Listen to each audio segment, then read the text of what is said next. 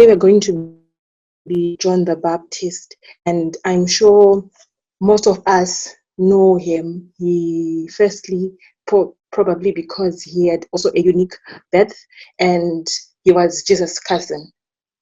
So just probably a brief background about John the Baptist is that he was a son to the priest. So he was part of the lineage of priesthood. And he was born where the parents had aged. They were very old when they had him, but he had a purpose, and the purpose was to be the forerunner of Jesus Christ. So he was also a prophet, and said to be the forerunner of Jesus Christ, as I just mentioned. And he prepared the way or people for the ministry of Jesus. And most of the people referred to him as like the prophet Elijah. He was just probably a unique man in the way he was living. So today we're just going to be looking at the events that happened in his life and how we can relate his life to leadership. So I got 5 lessons that we learn from John the Baptist about leadership. The first one is you are meant to be different. Let's be set apart and distinctive from values opposed to God's values.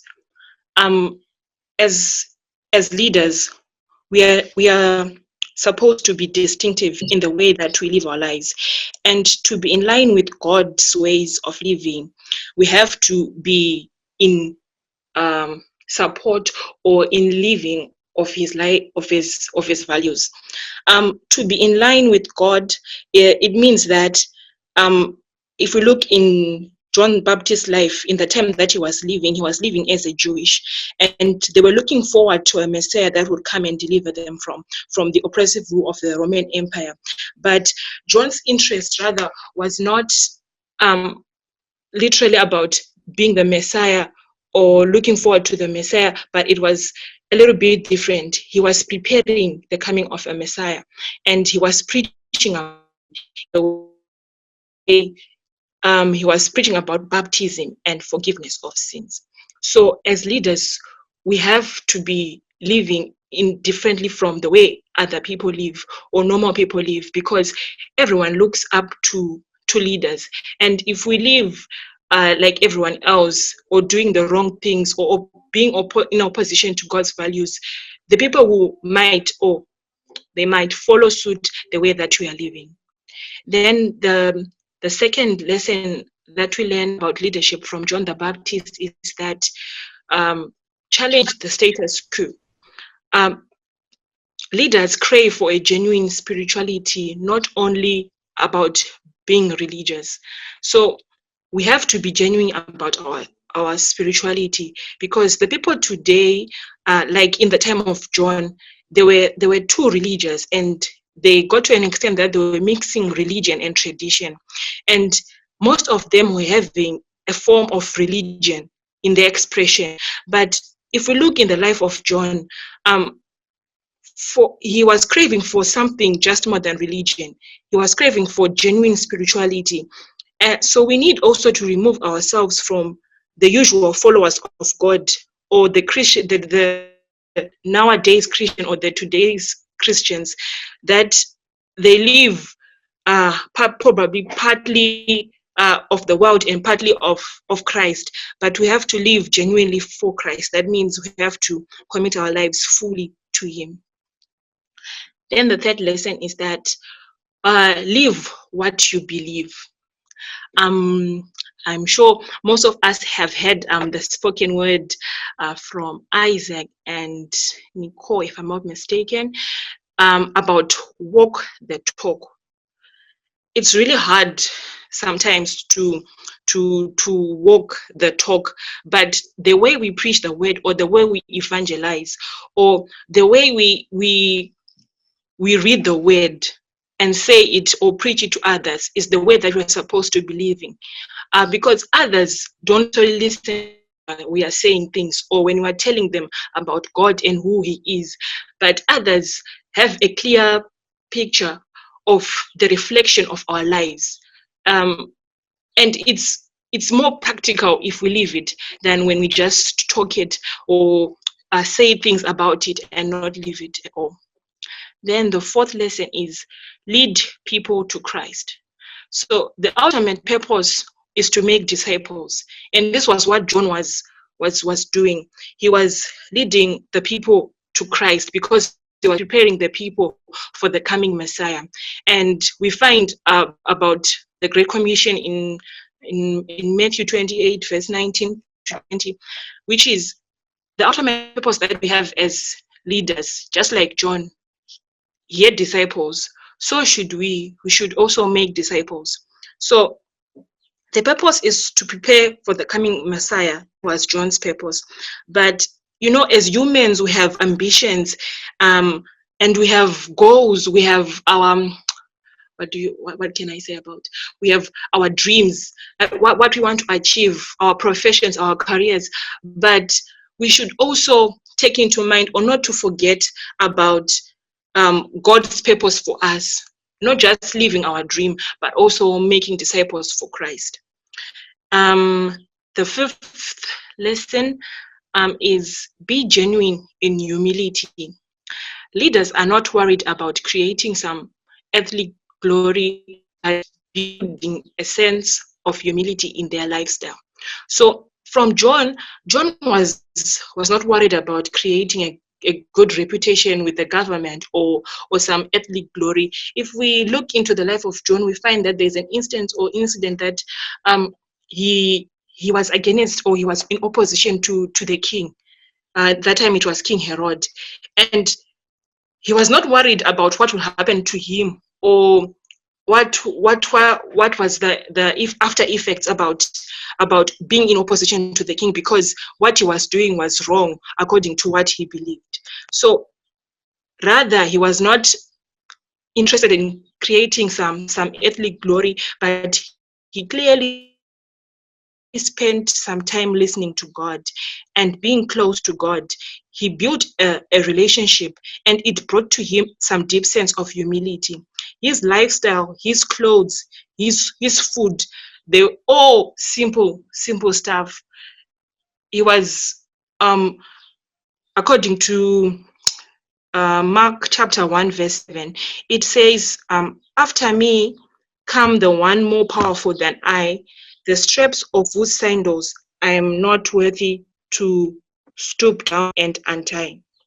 So in the life of John, he was living, looking forward to the Messiah, and he was not assuming the power of the Messiah or himself being the Messiah, but he was preparing a way, and he was doing this in humility and being genuine about it. So these are some of the lessons that we learn from John the Baptist. And I want to make a confession. Finding some lessons about John the Baptist was quite hard for me, because I'm not like John, but the Baptist was not a usual character to me. I was like, oh, okay, he's Christ's forerunner, and that's it. But I learned that through some further study, that we can learn more than just him being the forerunner of Jesus Christ, but also other lessons that we can also apply to our lives. I don't know if anyone has any questions, contributions, additions, and subtractions about John the Baptist.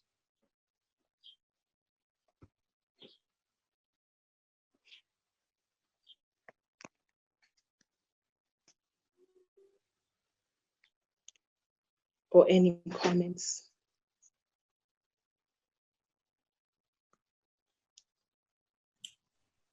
Thank you. So I guess this is the point where we can discuss on the character and dig deeper into John the Baptist as a leader, and what lessons we can also derive or expand from the one that she has given us. So it's now onto the floor. We can contribute. There's no wrong answer in our discussions.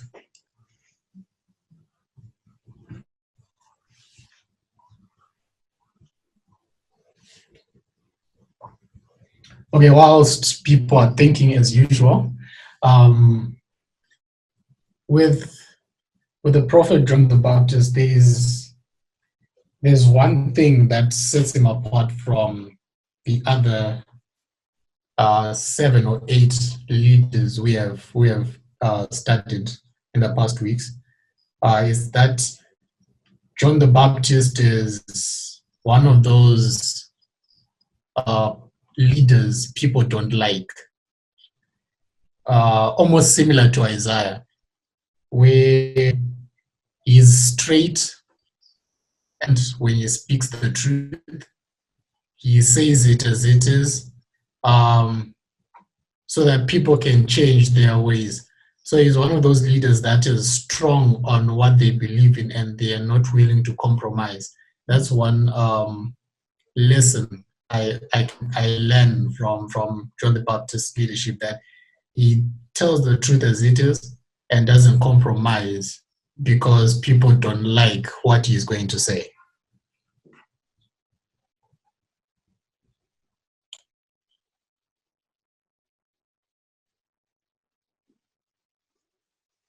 Okay, there's something that just came into mind. I did not write it as part of the lessons, but John the Baptist, he was someone who was in opposition to injustice and corruption.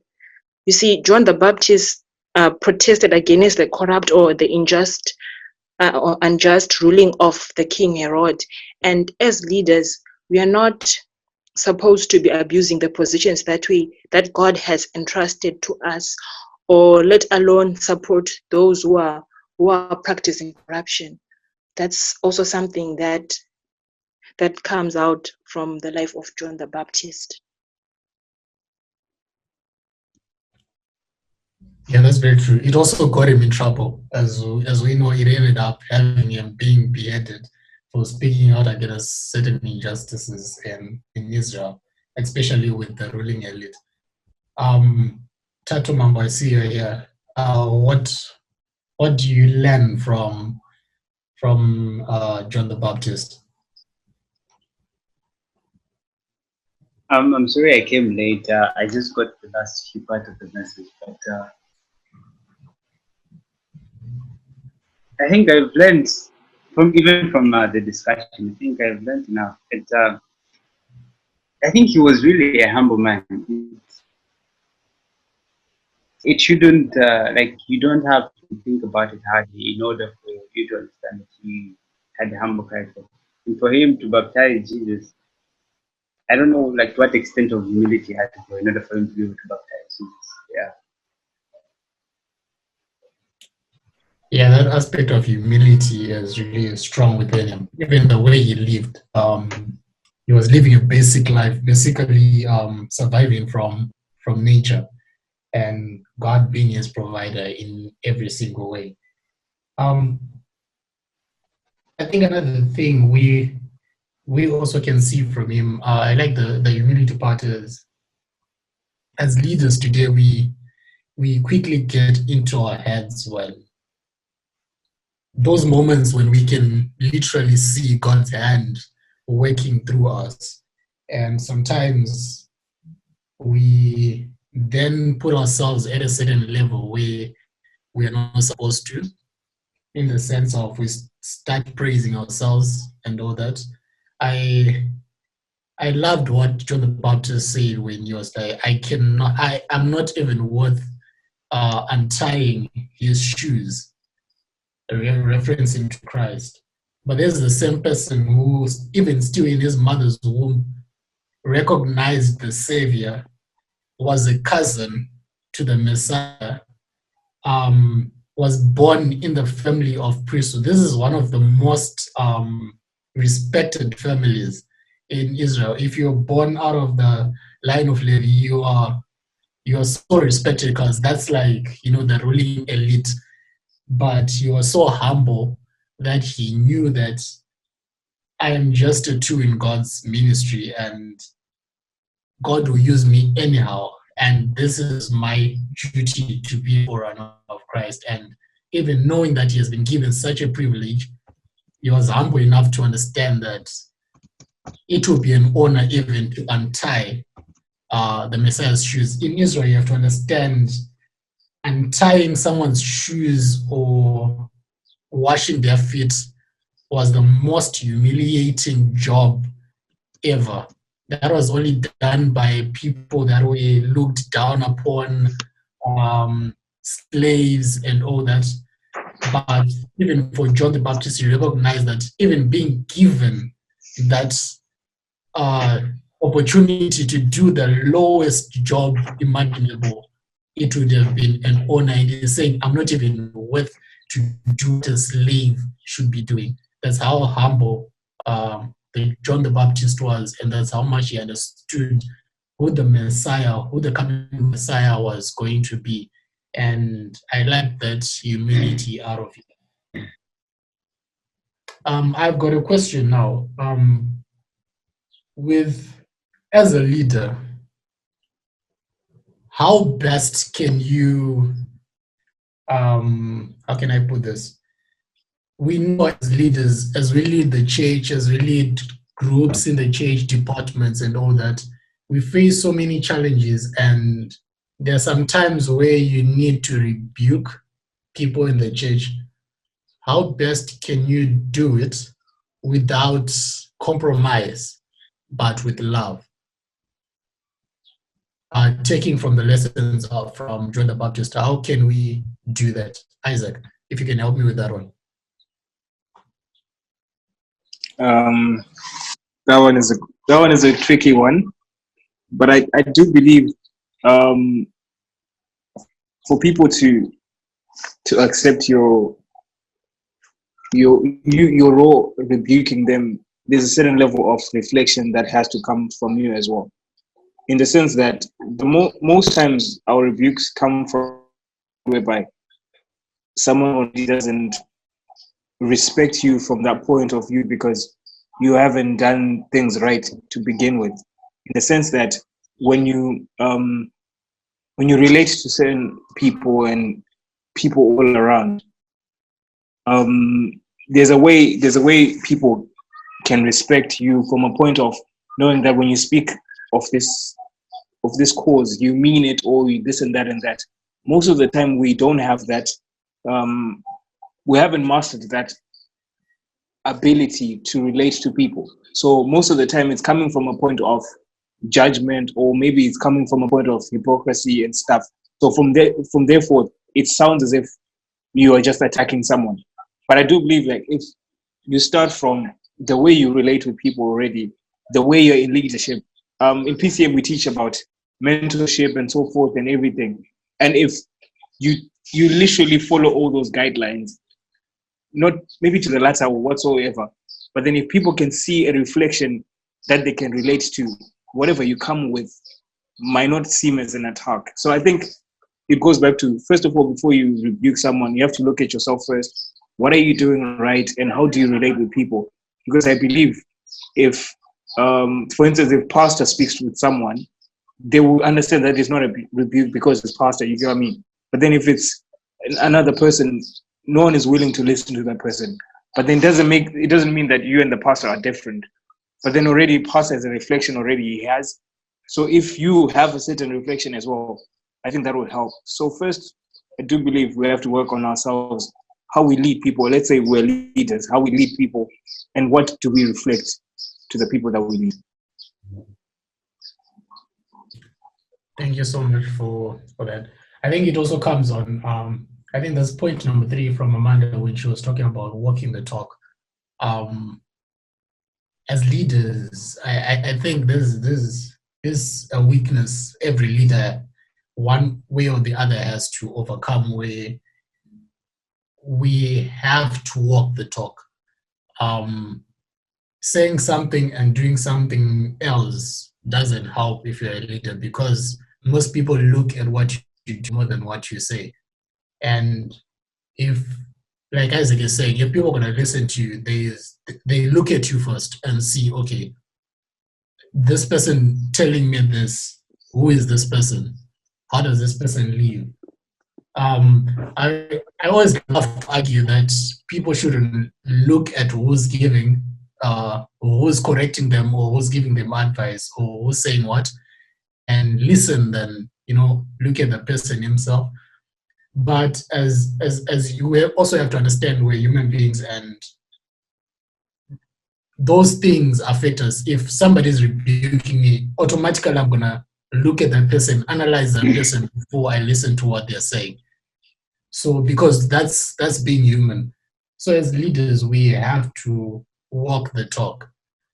If we look at the life of John the Baptist, when the military or people of in high power places would come and ask him questions and ask certain things, they couldn't say anything bad about John the Baptist because everything he said, he lived by it.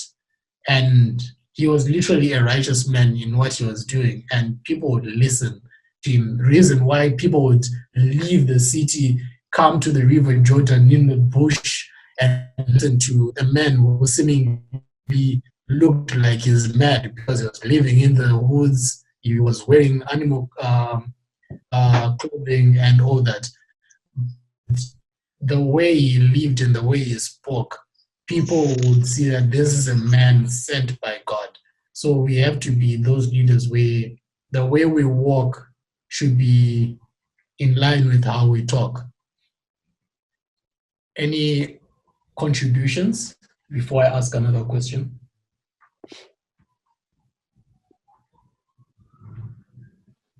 Hello? I think there is a raised hand that you have not recognized. M4N's Galaxy J6 has the hand raised today. I think they have some contribution to make. Yes, I have a contribution to make. I don't know if are you hearing me? Yes, you're audible. Okay.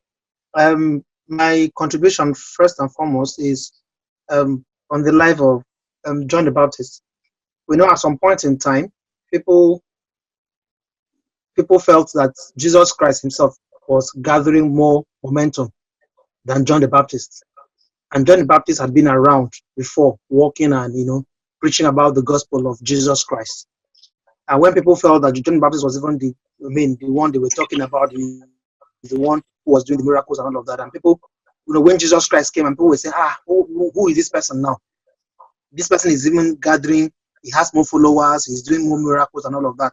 And they were expecting John the Baptist perhaps to revolt or to make a case or win or cause a problem.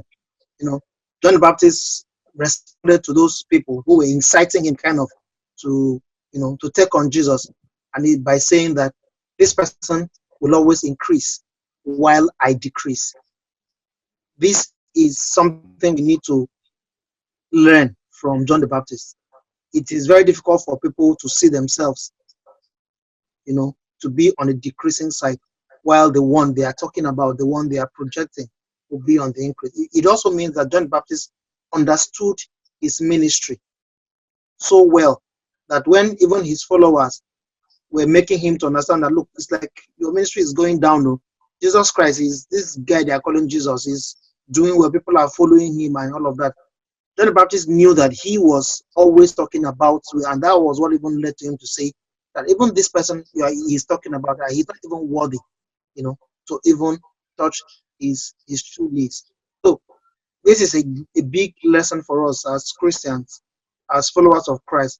Most of the times, while doing the things of God, we even see ourselves more important than God himself at times. We carry ourselves so high, if things doesn't work the way we plan or the way we want, we feel so angry. But we forget that whatever we are doing, we are doing it for God, and God is the one who is even sending us. And John the Baptist recognized that. It's also possible that at times while we are doing things, our followers could at times incite us, to even forget our focus, forget why and what we are doing. But we need to be conscious always, like John the Baptist said, I must decrease while he will increase. And that was the summary, and that kept him on check all throughout his ministry. So I think we should also take note of that. That's my contribution. Thank you so much. Yeah, that's a big lesson we as leaders have to, as Christians rather, not just leaders, as Christians, we have to learn that all the praise and glory belongs to God. Nothing is possible with our own might and power. Only through Him that we are able to do so much. It's unfortunately, like Mr. Mufon just said, we as leaders we fall into this trap a lot of times when you can see it even be it meetings, crusades, or anything like that. If a pastor preaches and it happens 10,000 people decide to be baptized, we see ourselves praising the pastor instead of praising God who has worked a miracle in these people's lives. So, like John the Baptist, we have to learn that all the praise, everything goes back to God, not to us. I don't see another hand, so I'll ask the next question. The next question is based on John the Baptist is now in prison. He has been imprisoned because he raised his opinion on what Herod had done, taking somebody else's wife. So Jesus' ministry has just begun, and John the Baptist is now in prison. And John the Baptist sends a message to Christ saying, "Are you the one, or should we wait for another?" Now, looking at how John Baptist's ministry has started, he understood who Christ was. Before he was born, he knew who Christ was and he knew his mission. But we find this so perfect leader doubting he's not just doubting Christ, but he's doubting his whole mission because he was convinced, I am the forerunner of this Messiah. But now he's now asking, are you the one or should we wait for another? As leaders, how can I put this question? How can we avoid situations where we doubt God,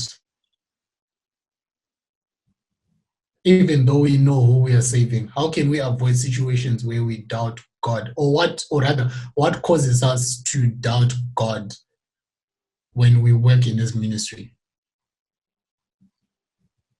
I'll ask Mr. Tochukwu to try and answer this question.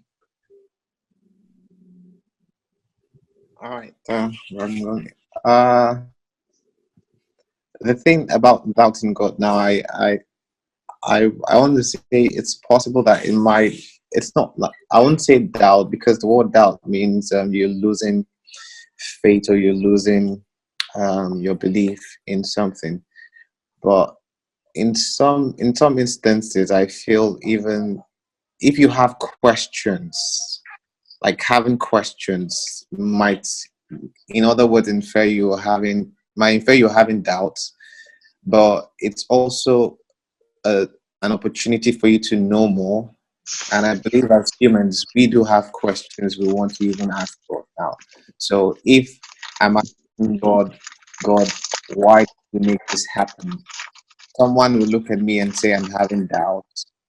But in other words, it's not necessarily I'm having doubts, but I'm just, seeking an answer. So that's the thing. I think, whenever I think about what John the Baptist did, because even Jesus Christ said, of all people born of a woman, no one is greater than John the Baptist. He now, the following statements now say, but the least in the kingdom of heaven is greater than he. Like that's a whole mystery on its own, that you're even just sort of thrown off balance by Jesus Christ making that statement. But he sent his disciples to ask Jesus Christ, are you the person we were to expect? And he was in the prison and he had expectations. And I think these are the expectations that led him to ask questions. Like, because as a Christian now, I have the expectation that Christ will not allow me, or because I'm serving God, or because I'm a Christian, I wouldn't fall sick. I wouldn't suffer any pain, any loss, and anything like that. But then when it doesn't happen, I now, because my expectation is validly sort of founded, basically. Because the Bible says it, and even Jesus Christ says it, or the Bible says it, and the Word of God says it. Basically, it's foundationally sort of grounded. But then, when it then happens, when it that now doesn't follow, we begin to ask just begin to go back to God and ask God why, what is Thy will, or what is Thy purpose. So I'm not necessarily saying looking at the negative aspect of doubt, where the person is totally losing hope. But then, I believe as Christians, or even as humans, sometimes we have questions, and it is good to ask questions. Most of those things that happen are opportunities for us to ask questions and also further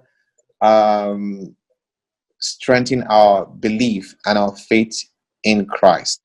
And I can say there's no way we cannot have doubt, or we should not have doubt, because I think everyone at some point in time has a question would supposed to be a doubt, but at the end of the day, we should still take our doubt, our questions, our doubt to Christ and listen to what He has to say. And by the grace of God, God will give us the ability to understand whatever He tells us back, that clears that question, answers that questions, and clears that doubt from our mind. That's really how I can put it. Really. All right, thank you so much. I guess that does answer the question. Also, we can notice that, yeah, John the Baptist had a certain expectation of what the Messiah was supposed to do. For John the Baptist, the Messiah was coming to establish an earthly kingdom and get rid of the Roman empire that was controlling the region at the time. I don't remember where or was I told, but I remember hearing this, that as a leader or as a preacher, you can be invited from, be it the United States, you're invited down to South Africa, they spend thousands of dollars on your flight only to preach at a crusade, and only one person gets saved. As being in the shoes of that preacher, you can be very, very disappointed, because you thought you were going to preach and thousands of people would be baptized. But God's mission for you was to fly and speak to that one person. The lesson I got from that, and looking and referencing to our study today, is sometimes our expectations and what God has planned might not be in line.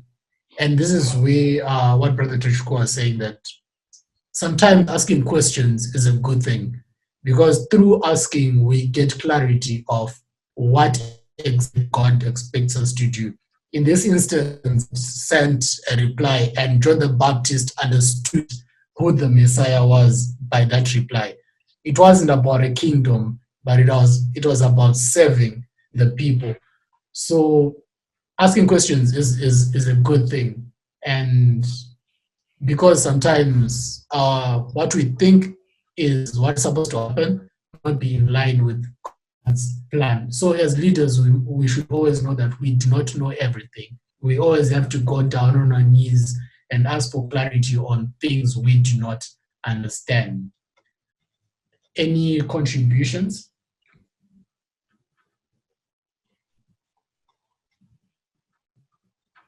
Is it possible to add something? Yes, sir. Actually, I want to thank Amanda very much for very good starting us off on a very important and interesting discussion here. And I know I'm trying to respond to your question number 2, which is about doubt. I wouldn't say it's about doubting God, but it is about doubting, generally speaking, or doubting that you're in God's will.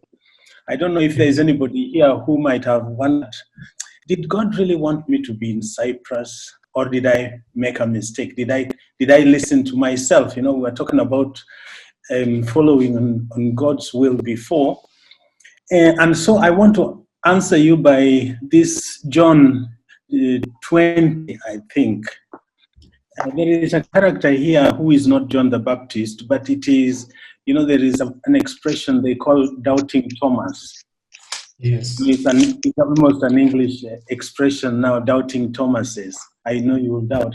And then I ask you, what was Thomas doubting? And if we go to John 20, from, is it? Yes, 20.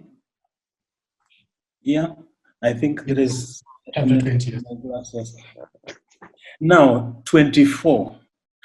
It reads, now Thomas, called Didymus, one of the 12 disciples, was not with the disciples when Jesus came. So the disciples told him, we have seen the Lord.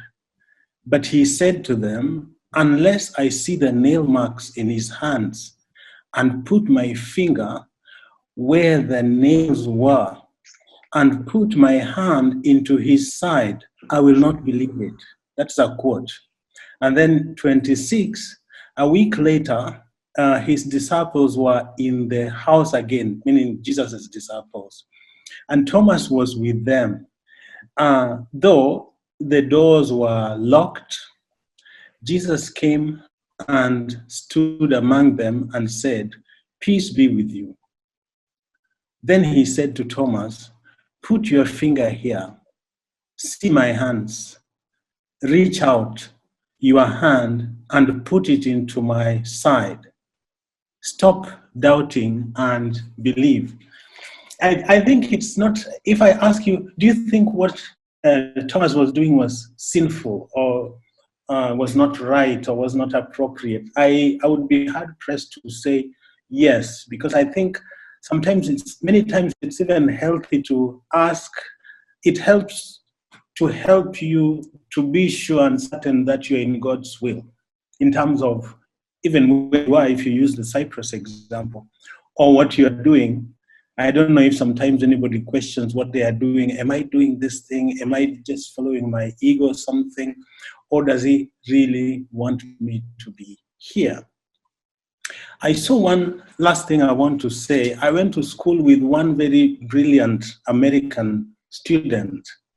Ian Brown was his name, a man from Texas, very intelligent. His CGPA was 4.0 in economics department. And then one time, Ian tells us, I want to go to theology school. And our reaction, you should have seen people's faces. What? You want to go to theology school? And we didn't think that Ian was the most suitable person to be a pastor. And he was a very good economist anyway. 4.0 CGPA in a public university with tens of thousands of students. And he just kept asking himself and doubting what he was doing. And he says, I think God's plan is different for me.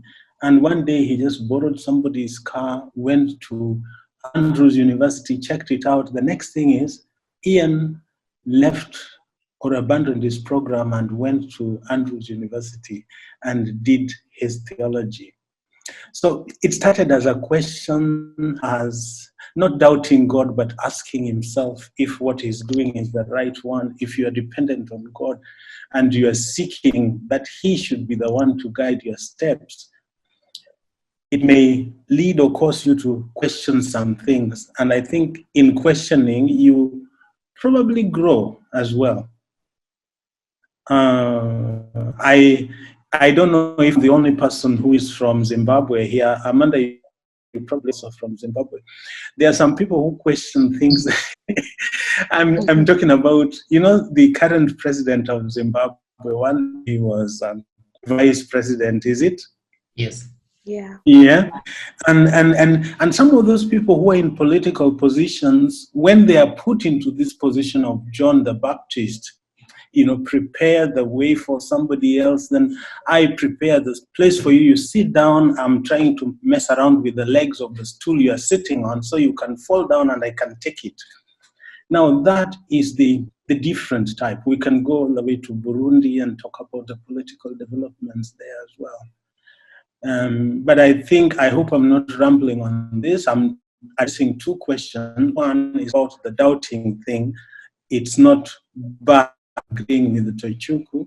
It can actually be necessary and healthy. Actually, in many of the things that we are doing, it's all of us here actually, you are questioning things, the world is round. No, it is not round. It is flat.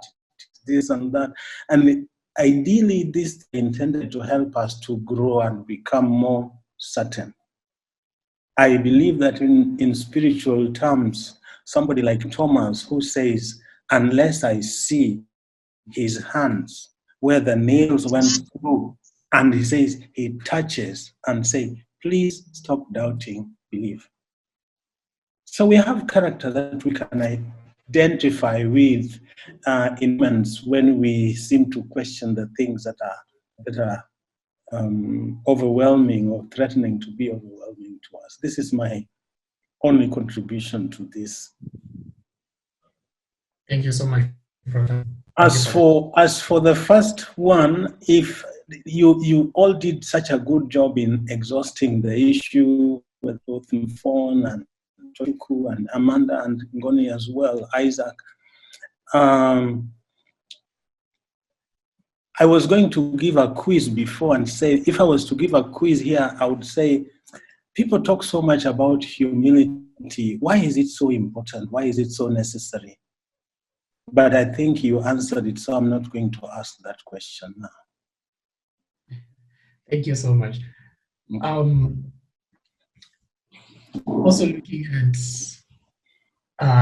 looking at that point in period in John the Baptist's life, we also see that it then goes on to be murdered or as at the command of the king, when the daughter goes to the mother and asks, what shall I ask from my father that he has given me the opportunity to ask?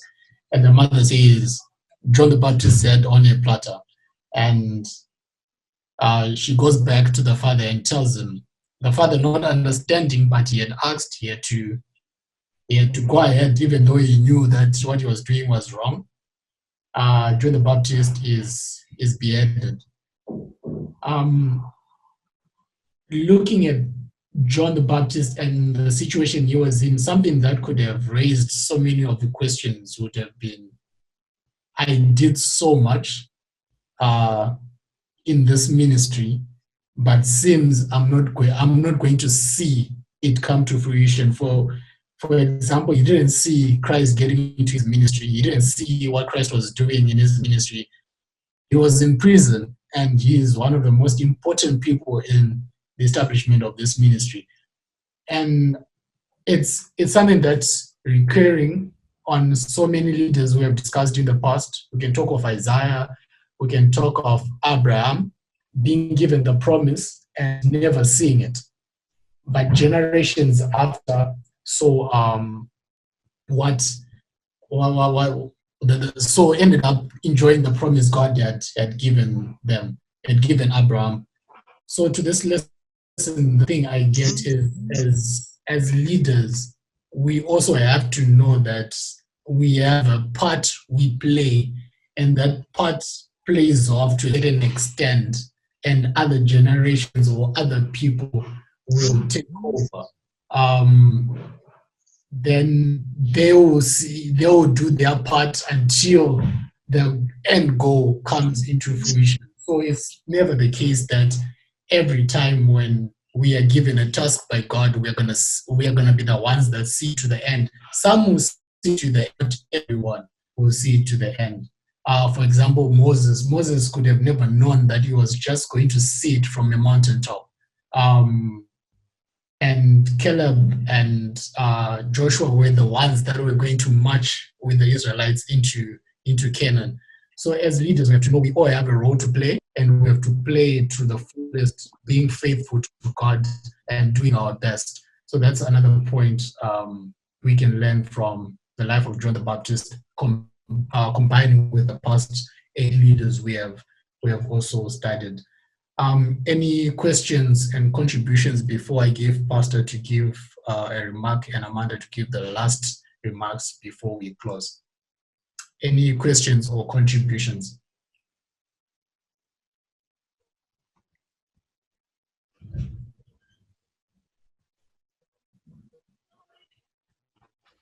I don't see any hands. Okay, Pastor, can you just give us maybe a summation of the lesson for today?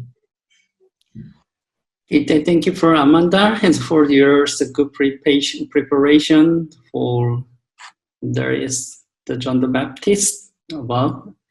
So we have learned many lessons from you and also our members. I have thought is we also have learned from John the Baptist about for maybe his obedience. As you know, he was born to prepare the way of Jesus Christ, right?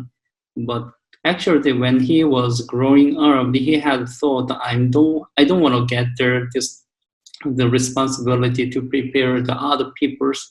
I want to bear the fame, that I want to bear the lead of my life. But he just obedience what his parents have taught, and maybe his parents already delivered the message to him about his duty and what he has done, what he have to do in his life.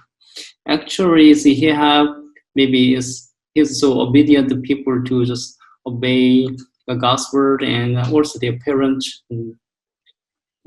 maybe in this season, and parents that deliver the message from God. So actually, when also he is a kind of is a person who is like a breeze. He just delivered the people from his side to the Jesus side, right? Side of Jesus.